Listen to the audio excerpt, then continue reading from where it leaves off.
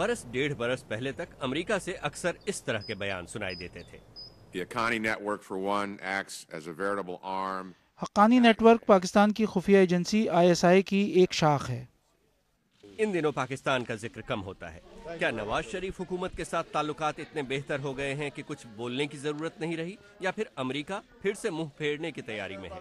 जब पाकिस्तान पर ज़्यादा तनकीद की जाती थी तो वो इस उम्मीद पर की जाती थी कि हम तनकीद करेंगे तो पाकिस्तान उसके रद्द-ए-अमल में बदलेगा। मेरा ये ख्याल है कि अब हम उस मरहले पे आ गए हैं जहां जिसको अंग्रेज़ी में इंडिफरेंस कहते हैं।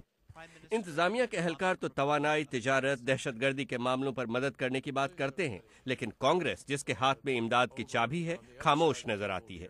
कांग्रेस में बहुत मुश्किल होगा किसी भी इंतजामिया का ये कहना कि आप $1.5 अरब सालाना पाकिस्तान के लिए यकीनी तौर पर मंजूर करें। इसके अलावा जिस केरी लुगर बर्मन बिल के तहत पाकिस्तान को हर साल $1.5 अरब माशी इमदाद देना तय हुआ था, उसकी हिमायत करने वालों में से कोई अब कांग्रेस में नहीं है। दफ्तर खारजा ने मौजूदा बजट में पाकिस्तान के लिए कांग्रेस से जितनी रकम की मांग की है, वो पिछले बरस से भी कम है। उस रकम को मंजूर करने के लिए भी कांग्रेस की शर्तों की लिस्ट लंबी होती जा रही है। सेनेटर अब पाकिस्तान पॉलिसी के बारे में नहीं, ईरान, सीरिया और यूक्रेन के बारे में बात करना ज्यादा पसंद करते हैं।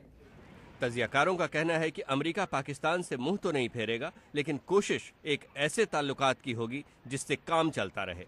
The US is not getting 100% of what it wants from Pakistan. America को पाकिस्तान से 100% वो सब नहीं मिल रहा जो वो चाहता है, और पाकिस्तान को भी अमेरिका से वो सब नहीं मिल रहा जो वो चाहता है। लेकिन ये मामूल की बात है। अगर दोनों को एक दूसरे से 40 से 60% भी मिल रहा है तो उसे कामयाब ताल्लुक कहा जाएगा। देखने वाली बात यह होगी कि वॉशिंगटन के इस बदलते मौसम को इस्लामाबाद एक नए मौके की तरह देखेगा या एक बहरान की तरह।